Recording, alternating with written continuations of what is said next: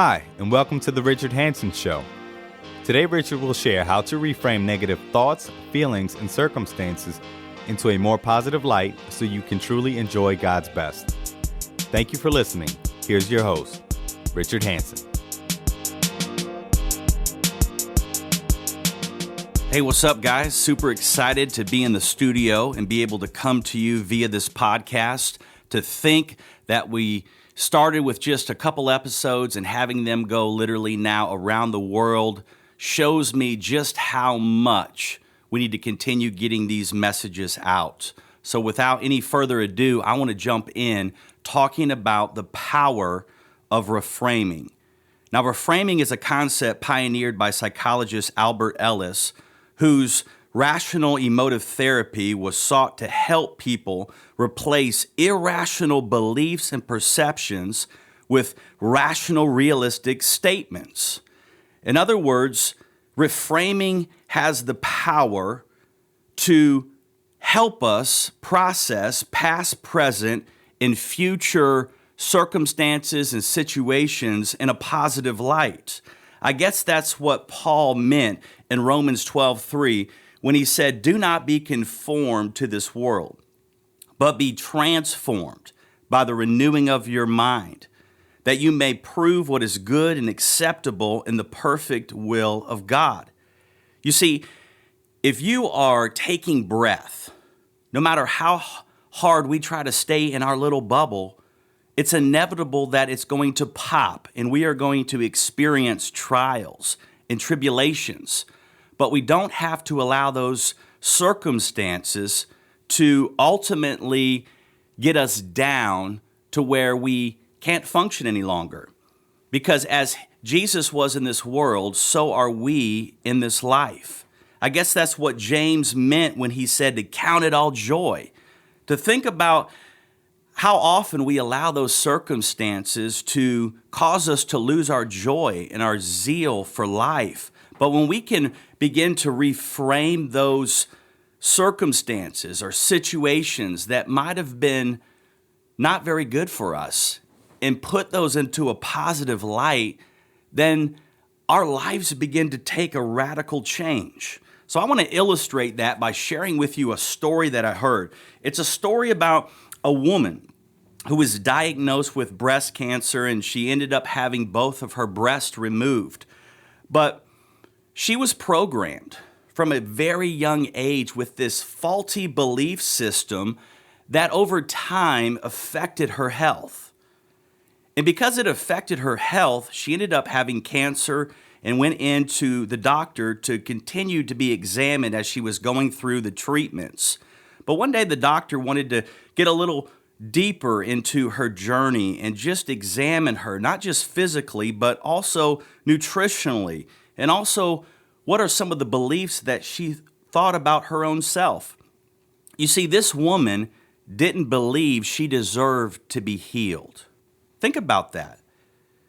She felt that she was responsible for her husband's happiness. And because her husband was a miserable person, she felt that this was her fault. She believed he deserved another wife, and she wanted to die so he could be happy.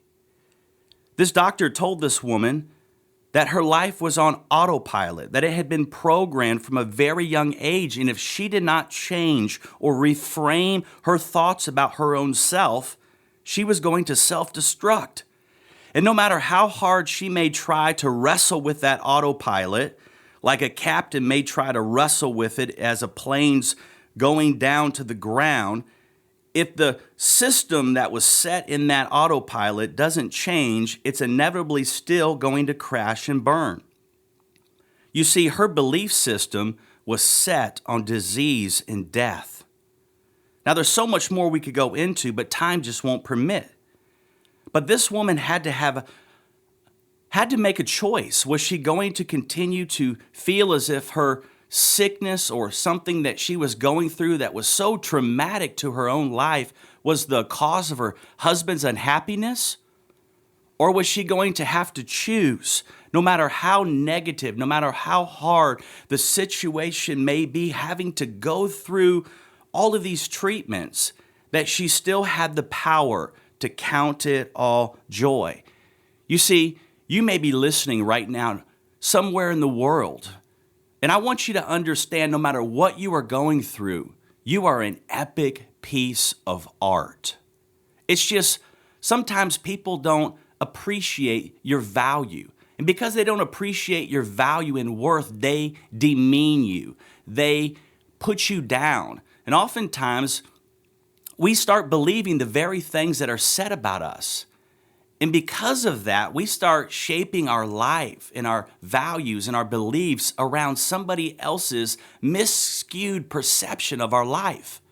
It's like a picture that I have hanging up in my own house. And it was a beautiful picture, but the frame around it didn't do it any justice. So no matter how many people came into my house, they seemed to walk right past the picture, never realizing or appreciating the beauty of this picture. It wasn't until we reframed the picture that what was always sitting on our wall, all of a sudden now people started noticing and commenting how awesome and how beautiful this picture was. It's the same is true in our life.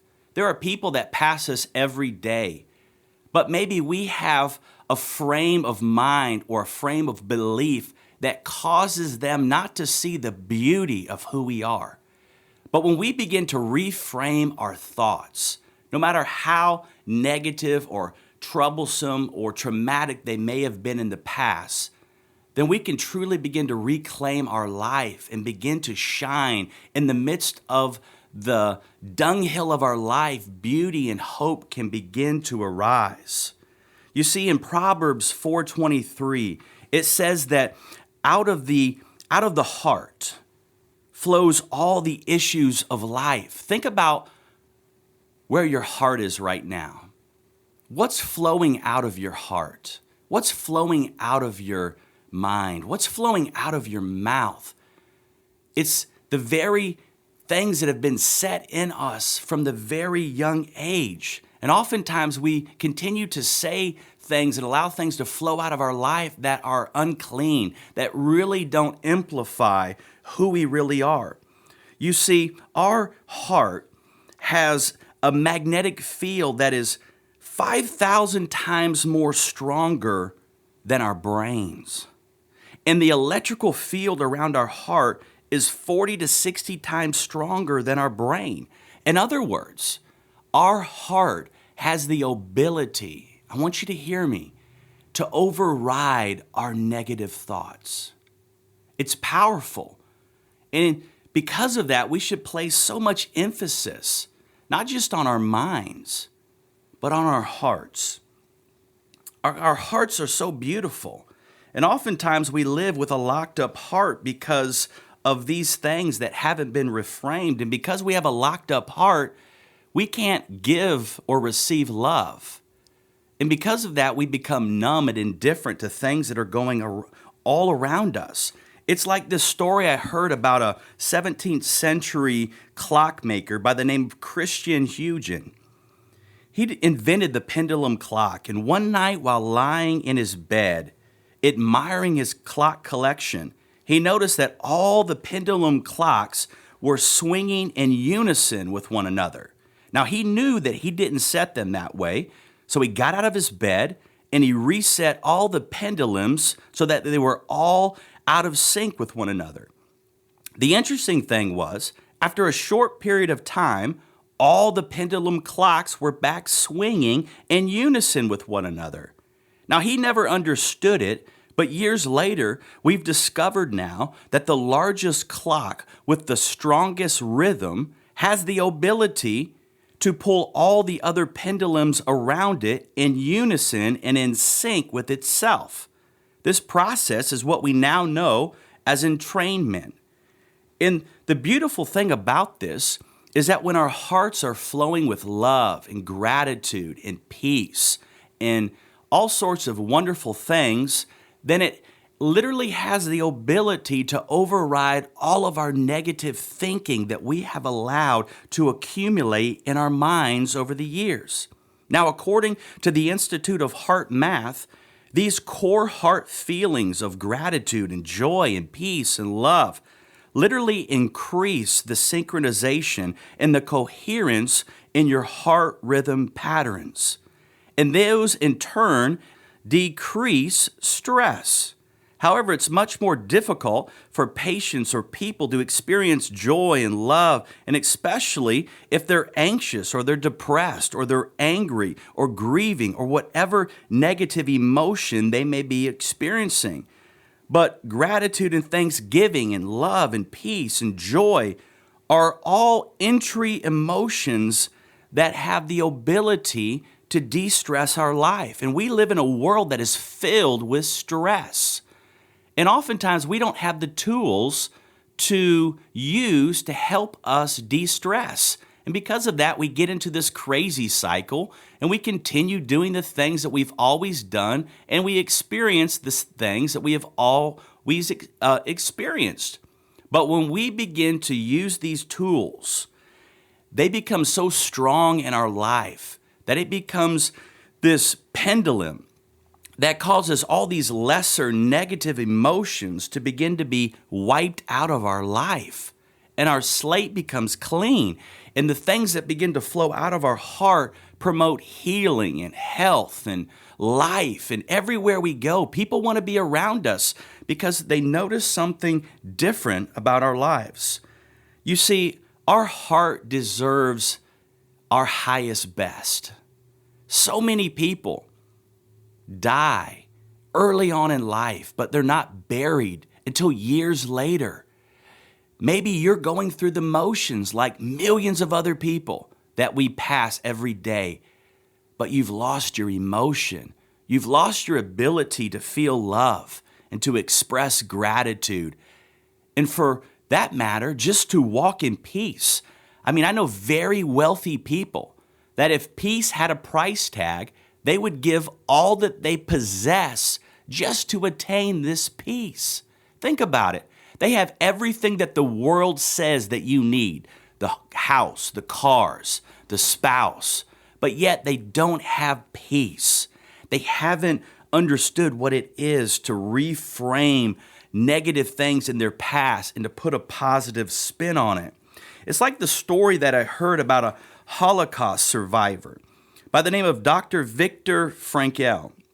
He was a Jewish psychiatrist. And this story is a powerful example of what reframing does to our lives.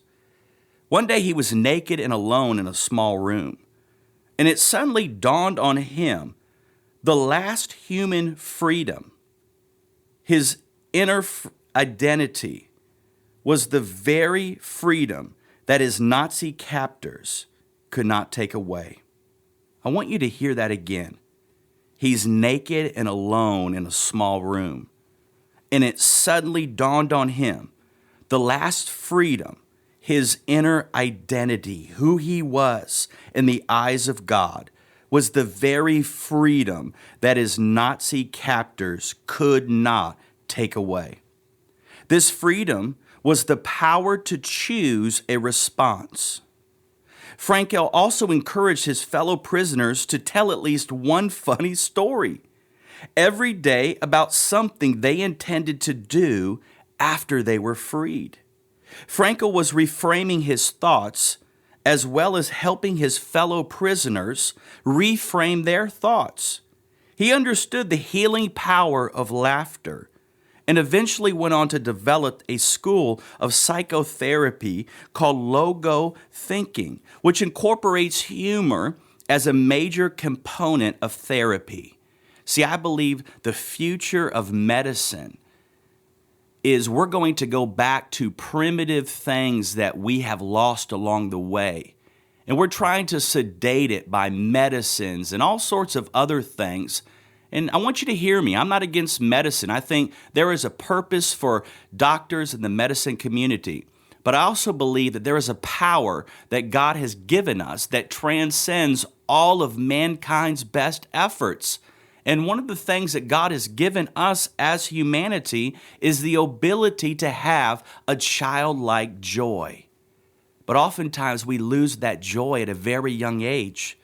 And because we lose that joy, we no longer have the ability, like Frankl did, to choose, no matter how bad of a situation it was, he chose to operate from a place of power.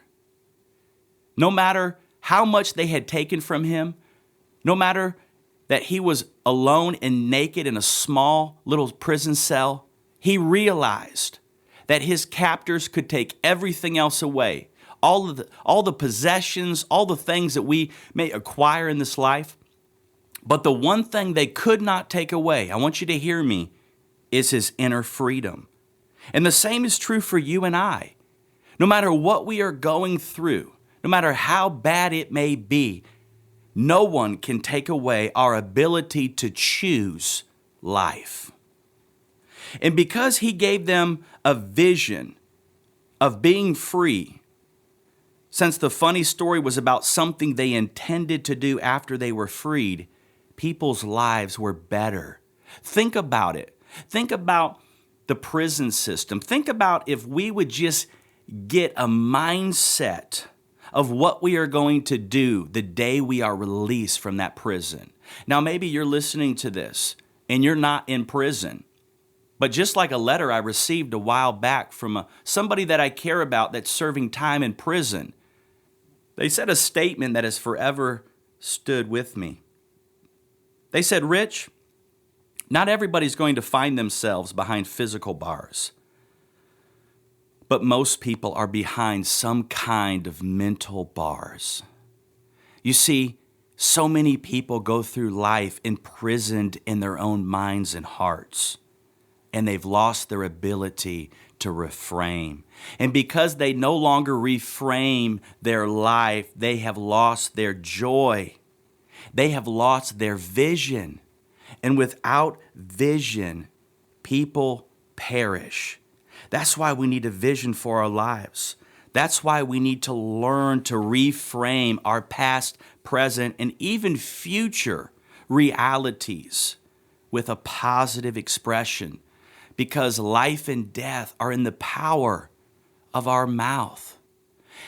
And every day on our streets, people are dying because of guns and violence. But what about the people that perish every day because of the words that we use?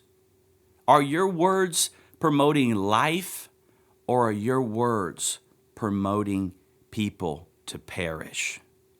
Now, people ask me all the time, if I'm going to begin to apply this, if what you said is true, Rich, and I begin to reframe my life, I begin to reframe the thoughts that have been going in my mind that have not been productive, then when is my situation going to change? Now, I don't have any crystal ball. I can't just rub something and just tell you accurately when your situation is going to change. Just like my own struggles in life, I did not get there overnight. But little by little, we can begin to take those steps that over time are going to pay great dividends. You see, for some people, reframing is going to take a time. It doesn't start in some future place. It starts today, no matter how good or how bad you have it. But it has to depend on your willingness to let go of the old beliefs and begin to do the work. Now, you may feel it's not safe to let it go, and that's okay, because I respect you and you're powerful. But if you will begin to let it go, those hurtful things, those things that you have hidden away in your closet that no one knows about, the skeletons that are continually haunting you will continue to haunt you until you learn to let it go. But I got news for you. If you begin to let it go, things will begin to change. When you begin to let go of those distorted beliefs, when you begin to let go of those hurtful events that happen to you over and over again, you can begin to reframe it. Because for many of you listening, you've gone through some hurtful things. And you thought when you were going through it that you were never going to come out, but yet you're here. You're listening to this podcast. You're taking breath. Why? because your assignment, your purpose here on earth is unfinished. See, when we refuse to let something go, it's like that thorn in the rose. The rose is beautiful, but all around that beauty is a thorn. It becomes a thorn in our flesh. It has to be broken off. We have to begin to let it go. Otherwise, it's going to infect everything and everyone around us. And not only will it infect people around us, but it will fester everyone else's limited beliefs that they have. You see, there was a time in my life that I was afraid to get up and speak in front of people. I mean, I literally had anxiety about getting up and sharing what was on my heart. And I remember time and time again, my heart pounding, and palms are sweaty and crackling in my voice and thinking, I never want to do that again. But despite how I felt, I knew that I was called to something greater. And the same is true for you, my friend. No matter what you are feeling, the anxiety, the depression, the anger, the unforgiveness, maybe you're going through grief. Maybe you've lost somebody close to you, somebody that you've loved. And you said that I will never trust again. I will never open my heart to love again. I'm here to tell you today, my friend, that there is beauty on the other side of just letting go and trusting God with your situation. Fast forward today, and I'm sitting here as a living testament to you about one man's journey to overcome all situations that I've had to face and to find beauty in that. That's why I do what I do. I'm not looking to just add something more to my plate. I'm looking to inspire people to be everything that they were created to be. So I want to encourage you to stay mindful of the present. Right now, whether you're alone, whether you're married, whether you have kids, whether you might be divorced, whether you might be a widow, whether you have friends around you or whether you have no one around you, I want to encourage you to be mindful, to be present of the moment right now that you are taking breath, that you are living life by divine design. And because of that, you can be thankful to God that He has never left you nor forsaken you. And by reframing everything that has happened to you, you can begin to build your life again on the truth of who God says you are. Because according to what I know, you are beautifully and wonderfully made. You are not an accident. Your parents may not have planned you. Society may not have been ready for you, but you are not an accident. And if you will begin to reframe all the negative events in your life, it's just starting one by one by one. Rome wasn't built in a day, and neither will you accomplish this in a day. But if you will begin to take small, actionable steps, your life can begin to turn in a positive direction. So I'm going to give you something to ponder on. Reframing is learning to shift your focus away from your present point of view in order to see another person or situation in a new light. Like Frankel, imagine yourself coming out free on the other side of your circumstances. Envision all of the positive effects that will result the day that you come out of this situation. In your heart's power to bring thoughts back in sync is a powerful tool to reframing your mind, your life, your business, your relationships, the very essence of who you are. So instead of seeing disappointments, setbacks, betrayals as a time to complain or worry or criticize, which is so easy to do, begin to reframe and see those events as teachers. See, do you remember when you were in school? What did the teacher tell you while you were taking a test? To be quiet. See, oftentimes when we go through these events, we wonder, where is God? It seems as if he's a million miles away. I know, I've been there. But I look back now, and even in those moments of silence, I realize that my teacher was fully aware of everything that I was going through. And that because of that, it taught me something powerful that I believe he wants to teach you today. And that is to trust him in the process. Because the process can get messy. The process doesn't always look like we want it to look like, but we know that he is fashioning and forming us into something wonderful. And he is working together all things to his good. So let me ask you this question. Think of something in your life that you've gone through that has been hurtful, maybe a betrayal, whatever it may be. What did that situation teach you so that you can avoid that mistake the next time around? Because you are not a doormat. You are not here on this earth to be stepped on and to be trodden on. You are a prince. You are a princess. You are somebody of a royal bloodline. And when you understand that, you move from the place of being a mere pauper to being a part of a royal kingdom. So my friends, choose this day to begin to reframe your life so that you can begin to live your best life now. So from my heart to yours, thank you so much for listening in as I just shared, because I believe this has the potential to revolutionize your life. So make it an epic day. Talk soon. Once again, we'd like to thank you for joining us for today's podcast. Please comment and subscribe on iTunes for more great content.